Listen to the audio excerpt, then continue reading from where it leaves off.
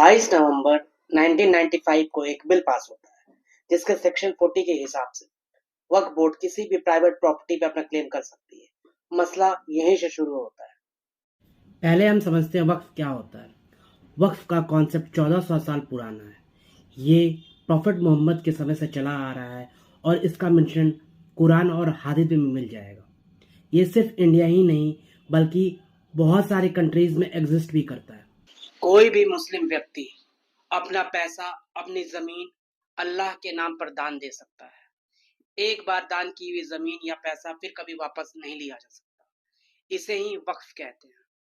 और जो बोर्ड इन पवित्र काम के लिए दिए गए पैसे या लैंड को मैनेज करता है उसे वक्फ बोर्ड कहते हैं। वक्फ बोर्ड एक गवर्नमेंट बॉडी है जो इंडिया में वक्फ प्रॉपर्टीज को मैनेज करता है। हर स्टेट में एक वक्फ बोर्ड होता है और ये सेंट्रल वक्फ काउंसिल के अंडर काम करता है। इनका काम है कि वक्फ बोर्ड का रिकॉर्ड रखना, उनका मैनेजमेंट करना और इंश्योर करना कि इनका सही तरीके से इस्तेमाल हो रहा हो। इंडिया में वक्फ बोर्ड के पास 8.7 लाख से ज़्यादा प्रॉपर्टीज़ है जो 9.5 लाख एकड़ ज़मीन कवर करती है। मतलब आर्मी और रेलवेज के बाद तीसरा सबसे बड़ा लैंड ओनर वक्फ ही है। लेकिन प्रॉब्लम यह है कि वक्फ एक्ट 1995 के अंदर वक्फ बोर्ड को बहुत ज़्यादा पावर मिल गई है। सेक्शन 40 के अकॉर्डिंग वक्फ को अगर लगता है कि ये प्रॉपर्टी वक्फ की है तो वो उस पर क्लेम कर सकता है बिना सॉलिड प्रूफ के भी। और यह डिसीजन कोर्ट में भी चैलेंज नहीं किया जा सकता, सिर्फ और सिर्फ वक्फ ट्रिब्यूनल में ही चैलेंज किया जा सकता है। इस वजह से कई डिस्प्यूट्स और कंट्रोवर्सी भी हुए हैं पास्ट में। वक्फ अमेंडमेंट बिल 2025 एक नया बिल है जो इंडियन गवर्नमेंट पार्लियामेंट में ला रही है।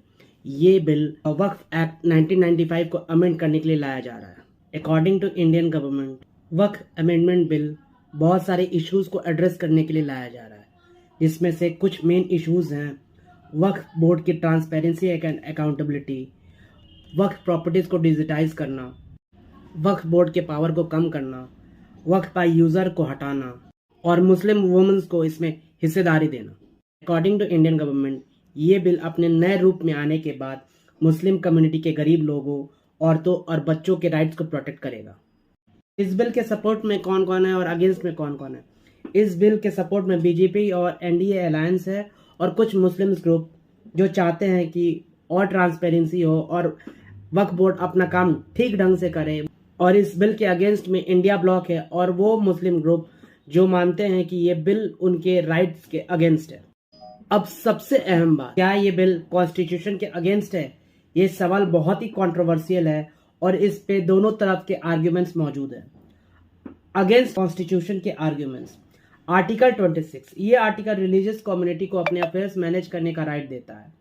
आर्टिकल 14, इक्वालिटी का राइट। नए बिल में वक्फ देने के लिए 5 साल से इस्लाम प्रैक्टिस करने का रूल है। यहाँ डिस्क्रिमिनेशन हो सकता है। लैंड स्टेट का सब्जेक्ट है तो सेंटर का इतना इन्वॉल्वमेंट फेडरल स्ट्रक्चर के खिलाफ है। कॉन्स्टिट्यूशन के फेवर में आर्ग्यूमेंट्स, गवर्नमेंट कहती है कि ये बिल रिलीजियस फ्रीडम पे अटैक नहीं है बल्कि रेगुलेशन के लिए लाया जा रहा है जो पब्लिक ऑर्डर और ट्रांसपेरेंसी के लिए अलाउड है।